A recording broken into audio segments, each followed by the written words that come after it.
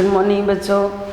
Class BSc second year और BSc BEd third year के लिए ऑर्गेनिक केमिस्ट्री का हमारा टॉपिक चल रहा है कार्बोक्सिलिक एसिड, जिसके 9 नंबर पार्ट तक हमने कर लिया। आज 10 नंबर पार्ट की हम बात कर रहे हैं। हमने लास्ट क्लास में हेलोमल को कंप्लीट कर लिया था और मैंने आपको ये भी बोला था कि नेक्स्ट क्लास के अंदर हम हाइड्रोक्सी अम्ल करेंगे, तो कार्बोक्सिलिक एसिड के अंदर ही आता है। कार्बोक्सिलिक एसिड जो है वो बहुत बड़ा टॉपिक है। कार्बोक्सिलिक एसिड के अंदर बहुत टाइप के एसिड आते हैं, जिसके अंदर हमने एक को कंप्लीट कर लिया, हेलोमल। अब बात आती है हाइड्रोक्सी अम्ल की। तो हाइड्रोक्सी किसके लिए आता है? OH के लिए।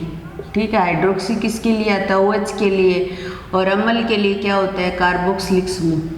ठीक है, तो ऐसा कंपाउंड जिसके अंदर COOH समूह भी हो, यानी कि कार्बोक्सिलिक समूह भी प्रेजेंट हो और हाइड्रोक्सी समूह भी प्रेजेंट हो, वो क्या होता है? हाइड्रोक्सी अम्ल होता है। हाइड्रोक्सी OH के लिए लिखा जाता है, अम्ल कार्बोक्सिलिक समूह के लिए लिखा जाता है, तो उस कंपाउंड का नाम हो गया हाइड्रोक्सी अम्ल। इतनी बात आई समझ में?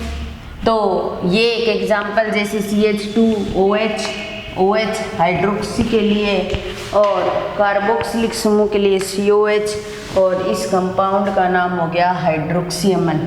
ये क्या है? हाइड्रोक्सी अम्ल है। हाइड्रोक्सी अम्ल फिर आगे दो टाइप के होते हैं। एक होता है एक क्षारकीय हाइड्रोक्सी अम्ल या एक क्षारकीय कार्बोक्सिलिक अम्ल बोल सकते हैं। एक क्षारकीय हाइड्रोक्सी अम्ल या फिर अपने एक क्षारकीय कार्बोक्सिलिक एसिड या हाइड्रोक्सी एक क्षारकीय अम्ल भी बोल सकते हैं। इसको ऐसे भी बोला जा सकता है हाइड्रोक्सी एक क्षारकीय अम्ल। हाइड्रोक्सी एक क्षारकीय अम्ल कैसे लिख दो इसको? ठीक है, हाइड्रोक्सी एक क्षारकीय अम्ल ऐसा अम्ल जिसके अंदर एक ही तो कार्बोक्सिलिक समूह प्रेजेंट और एक ही क्या हो? हाइड्रोक्सी अम्ल हो, तो वो क्या होता है? हाइड्रोक्सी एक क्षारकीय अम्ल होता है। ठीक है, अपने क्या करते हैं, अम्ल को लास्ट में लेते हैं, तो आपको इस तरीके से लिख देना। हाइड्रोक्सी एक क्षारकीय अम्ल दो टाइप के होते हैं, पहला टाइप। दूसरा हाइड्रोक्सी द्विक्षारकीय अम्ल, हाइड्रोक्सी द्विक्षारकीय अम्ल, क्षारकीय अम्ल, हाइड्रोक्सी द्विक्षारकीय अम्ल। ठीक है, दो टाइप के होते हैं क्षारकीय अम्ल, हाइड्रोक्सी अम्ल। दो टाइप के, हाइड्रोक्सी एक क्षारकीय अम्ल, हाइड्रोक्सी द्विक्षारकीय अम्ल। जिसके अंदर एक कार्बोक्सिलिक समूह और एक हाइड्रोक्सी समूह प्रेजेंट होगा, वो क्या हो जाएगा? हाइड्रोक्सी एक क्षारकीय अम्ल। हाइड्रोक्सी OH के लिए एक COH आए तो एक क्षारकीय अम्ल बोल देते हैं इसको। हाइड्रोक्सी द्विक्षारकीय अम्ल, इसके अंदर कार्बोक्सिलिक समूह तो कितने होंगे? 2 होंगे निश्चित है, लेकिन OH एक भी हो सकता है और OH 2 भी हो सकते हैं। इस आधार पर इसको 2 भागों में बांट दिया जाता है। आगे 2 भागों में बांट दिया जाता है। इसको बोला जाता है मोनोहाइड्रोक्सी सक्सिनिक अम्ल। एक तो ये लेते हैं अपने, मोनोहाइड्रोक्सी सक्सिनिक अम्ल। सक्सिनिक अम्ल को कैसे लिखा जाता है? CH2COOH और CH2COOH, ये सक्सिनिक एसिड होता है। ठीक है, इसके अंदर मैं यहाँ OH कर दूँ तो यहाँ CH2 नहीं रहेगा, तो मोनोहाइड्रोक्सी सक्सिनिक एसिड हो गया ना। तो ये इसको इस प्रकार शो किया जाता है CHOH और COOH और CH2 और COOH, तो मोनोहाइड्रोक्सी सक्सिनिक अम्ल। और इसको वैसे बोला जाता है मैलिक अम्ल। इसका साधारण नाम क्या बोल देते हैं? मैलिक अम्ल। ठीक है, और दूसरा होता है डाईहाइड्रोक्सी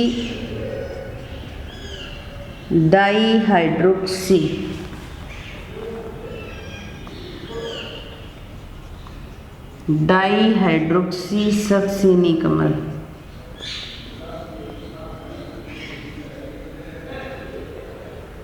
डाई हाइड्रोक्सी का मतलब सक्सिनिक एसिड के साथ में कितने OH जोड़ देंगे, 2 जोड़ देंगे। इस तरीके से कर सकते हैं।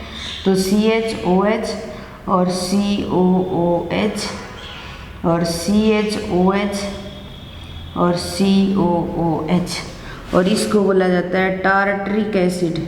टार्टरिक एसिड, टार्टरिक अम्ल बोल देते हैं अपने। तो ये एक छोटा सा फॉर्मूला है, लेकिन है काफ़ी बड़ा। एक छोटा सा फॉर्मूला ही बताया हाइड्रोक्सी एसिड का, लेकिन है बहुत बड़ा। ठीक है ना। इस टॉपिक को करते हुए अपने को कुछ टाइम लगेगा। इन सारों को कंप्लीट करेंगे हम। हाइड्रोक्सी अम्ल जब एक ही हाइड्रोकार्बन श्रृंखला में एक OH और एक COH, नहीं OH और COH दोनों समूह प्रेजेंट हो, एक नहीं बोलेंगे हम। जब हाइड्रोक्सी अम्ल की बात करेंगे तो एक नहीं बोलेंगे। OH और COH समूह दोनों प्रेजेंट हो तो वो हाइड्रोक्सी अम्ल होता है। हाइड्रोक्सी अम्ल 2 प्रकार के होते हैं, हाइड्रोक्सी एक क्षारकीय अम्ल। अब हम बोलेंगे कि एक OH और एक कार्बोक्सिलिक समूह होगा तो उसको हाइड्रोक्सी एक क्षारकीय बोला जाएगा। हाइड्रोक्सी द्विक्षारकीय अम्ल के अंदर कार्बोक्सिलिक समूह तो निश्चित रूप से कितने होंगे, 2 ही होंगे, लेकिन OH एक भी हो सकता है, OH 2 हो सकते हैं। इस आधार पर इसको 2 भागों में बांट दिया गया। एक होता है मोनो हाइड्रोक्सी सक्सिनिक एसिड जिसका साधारण नाम है मेलिक एसिड, जिसके अंदर एक OH और 2 कार्बोक्सिलिक समूह प्रेजेंट है। डाई हाइड्रोक्सी सक्सिनिक एसिड जिसको टार्टरिक एसिड बोला जाता है, 2 ही OH और 2 ही कार्बोक्सिलिक समूह है। तो हाइड्रोक्सी द्विक्षारकीय अम्ल क्या हो गया, ऐसी हाइड्रोकार्बन श्रृंखला जिसके अंदर 2 कार्बोक्सिलिक समूह प्रेजेंट होंगे, और OH या हाइड्रोक्सी समूह एक भी हो सकता है और 2 भी हो सकते हैं, तो वो क्या हो जाएंगे, हाइड्रोक्सी द्विक्षारकीय अम्ल। तो पहले हम हाइड्रोक्सी अम्ल की बात की, अब हाइड्रोक्सी एक क्षारकीय अम्ल की बात करेंगे। इसके बनाने की विधियाँ करेंगे, इसकी केमिकल रिएक्शन करेंगे। उसके बाद में हम हाइड्रोक्सी द्विक्षारकीय अम्ल पर वापस आएंगे, और फिर उसके अंदर मोनो हाइड्रोक्सी सक्सिनिक अम्ल के अंदर मेलिक एसिड पढ़ेंगे। मेलिक एसिड के बनाने की विधियाँ, मेलिक एसिड की केमिकल रिएक्शन। फिर उसके बाद में हम आएंगे डाई हाइड्रोक्सी सक्सिनिक अम्ल जिसके अंदर टार्टरिक एसिड पढ़ेंगे, और टार्टरिक एसिड की बनाने की विधियाँ, उसकी केमिकल रिएक्शन, या उसकी कोई फिजिकल प्रॉपर्टी, या उसका कोई स्पेक्ट्रोस्कोपिक गुण है, या उसका स्टीरियोकेमिकल गुण है, वो पढ़ेंगे। उसके बाद में हमारा कोई ये टॉपिक कंप्लीट होगा। तो काफ़ी बड़ा टॉपिक है ये।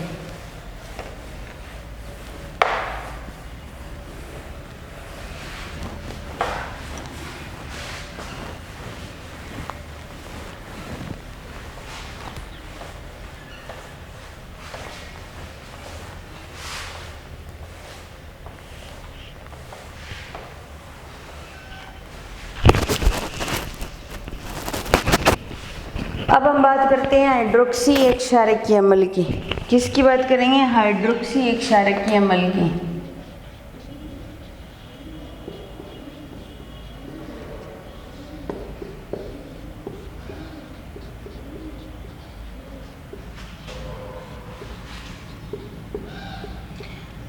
हाइड्रोक्सी एक क्षारकीय अम्ल वो होता है जिसके अंदर एक ही तो OH होता है और एक ही क्या होता है, कार्बोक्सिलिक समूह होता है। अब हम उनको अलग अलग मेथड के द्वारा बनाएंगे। तो हाइड्रोक्सी एक क्षारकीय अम्ल के बनाने की विधि, हाइड्रोक्सी एक क्षारकीय अम्ल के बनाने की विधि, और पहली विधि आती है एल्डिहाइड से बने साइनोहाइड्रिन से।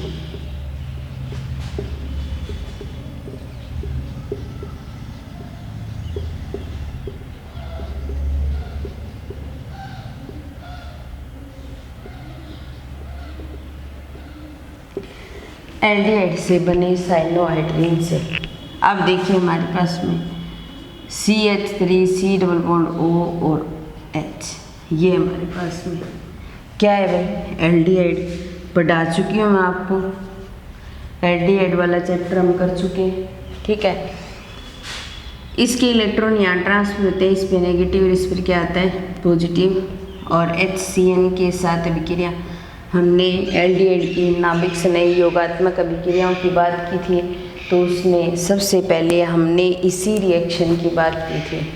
ठीक है, इस पे नेगेटिव, इस पे पॉजिटिव, ये भी पॉजिटिव और नेगेटिव फॉर्म में होता है। ये नाभिक स्नायु यहाँ आकर जुड़ेगा और ये H कहाँ आकर जुड़ेगा, यहाँ।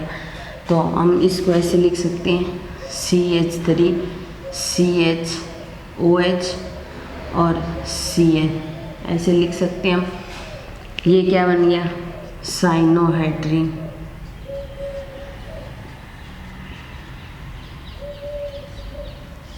क्या बन गया भाई, साइनोहाइड्रिन। साइनोहाइड्रिन का अब क्या करवाएंगे, जल अपघटन करवाएंगे, और जल अपघटन करवाएंगे तो 2H2O के साथ में रिएक्शन करवाएंगे। इसके साथ रिएक्शन करवाने पर CH के साथ तो OH तो जुड़ा हुआ ही है, और इस कार्बन के साथ COOH ये जुड़ जाएगा, और N के साथ 3 हाइड्रोजन जुड़कर NH3 के रूप में बाहर निकल जाएगा, और ये क्या बन जाएगा, हाइड्रोक्सी अम्ल बन जाएगा। और कौन सा हाइड्रोक्सी अम्ल, एक हाइड्रोक्सी एक क्षारकीय अम्ल। क्या बन जाएगा, हाइड्रोक्सी एक क्षारकीय अम्ल, जिसके अंदर एक ही OH है, एक ही कार्बोक्सिलिक समूह प्रेजेंट है, तो उसको बोला जाता है हाइड्रोक्सी एक क्षारकीय अम्ल। किससे बनाया, एल्डिहाइड से। एल्डिहाइड से सबसे पहले हमने क्या बनाया, साइनोहाइड्रिन। साइनोहाइड्रिन का जब जल अपघटन करते तो हाइड्रोक्सी अम्ल बनता है, और इसको वैसे बोला जाता है ग्लाइकोलिक एसिड।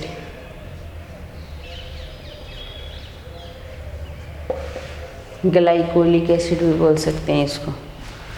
तो इस तरीके से हम एल्डिहाइड कीटोन के साइनोहाइड्रिन से हम बना सकते हैं। फिर उसके बाद में नेक्स्ट जो रिएक्शन आती है वो आती है हमारी हैलोजन प्रतिस्थापी अम्लों से। क्या आती है, हैलोजन प्रतिस्थापी अम्लों से।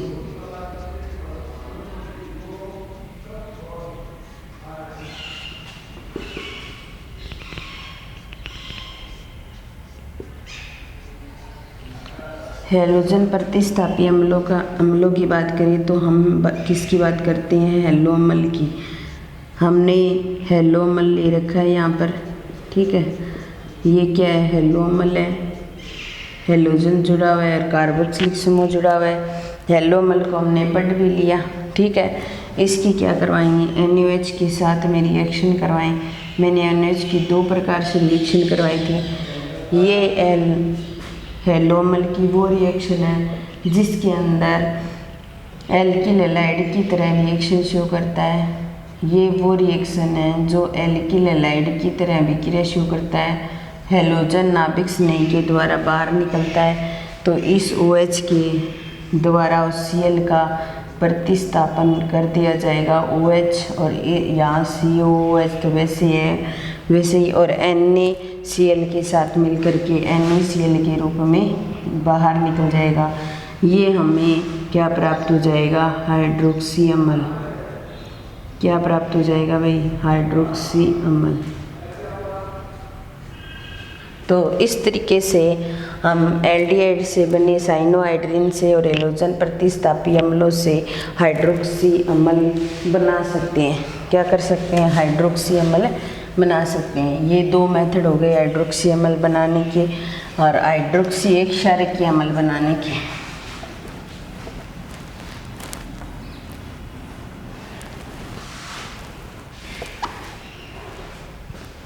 उसके पश्चात नेक्स्ट जो रिएक्शन आती है वो आती है एमिनो अम्लों से। एमिनो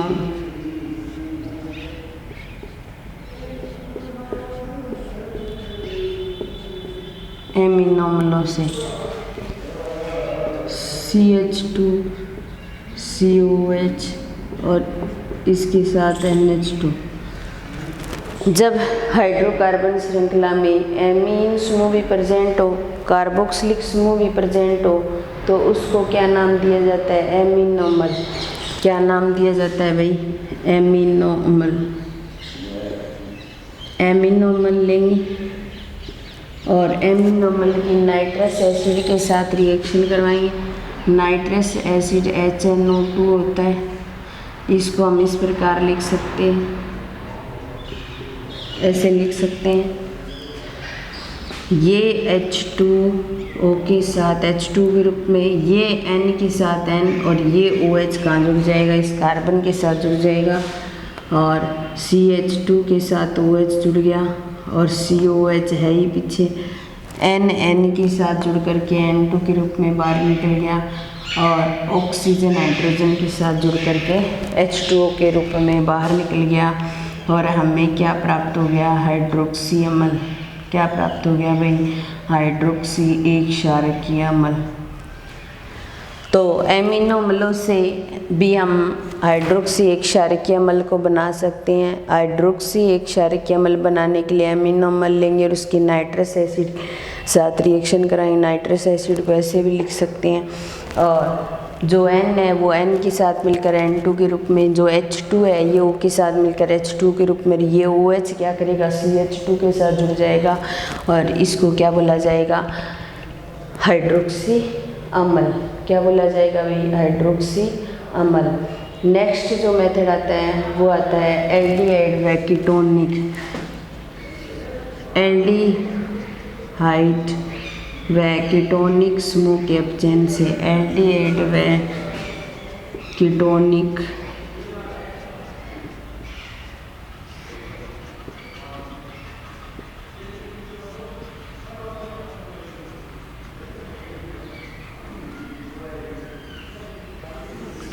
एल्डिहाइड व कीटोनिक समूह के अपचयन से, कीटोनिक समूह के अपचयन से, यहाँ हमारे पास CHO और ये COO है। क्या है, ग्लाइओक्सेलिक एसिड, ग्लाइओक्सेलिक एसिड। ठीक है, इसका अपचयन करवाएंगे, 2H के साथ में रिएक्शन करवाएंगे।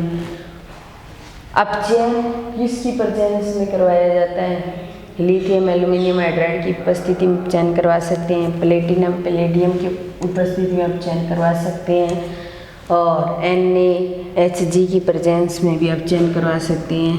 और NaHG को बोला जाता है सोडियम अमलगम, और HCl की प्रेजेंस में एक हाइड्रोजन इसके साथ जुड़ जाएगा, एक OH इसके साथ जुड़ जाएगा, और क्या बन जाएगा, CH2OH, और नीचे क्या है, COOH। क्या बन गया, हाइड्रोक्सी अम्ल।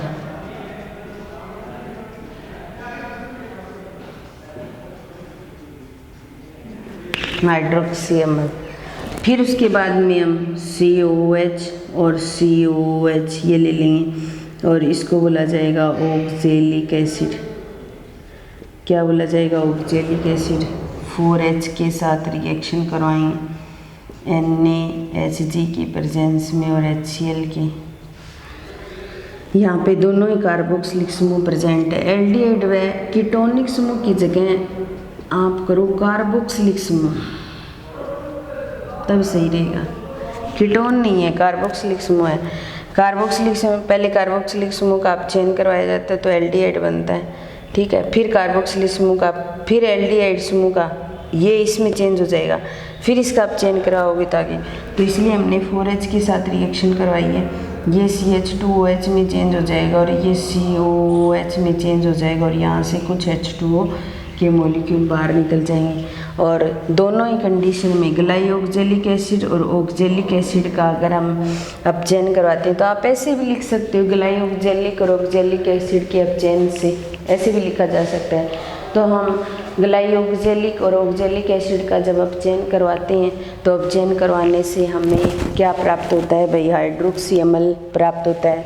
तो ये हमने हाइड्रोक्सी अम्ल के, ये हाइड्रोक्सी एक क्षारकीय अम्ल की बात की थी। हाइड्रोक्सी एक क्षारकीय अम्ल के अंदर एमिनो अम्लों से सबसे पहला मेथड हमने किया था एल्डिहाइड या कीटोन से बने साइनोहाइड्रिन से, दूसरा मेथड हमने एलोजन प्रतिस्थापी अम्लों से किया, और तीसरा मेथड जो हमारा है वो एमिनो अम्ल की नाइट्रस एसिड के साथ रिएक्शन करवाते हैं तो हाइड्रोक्सी अम्ल प्राप्त होते हैं।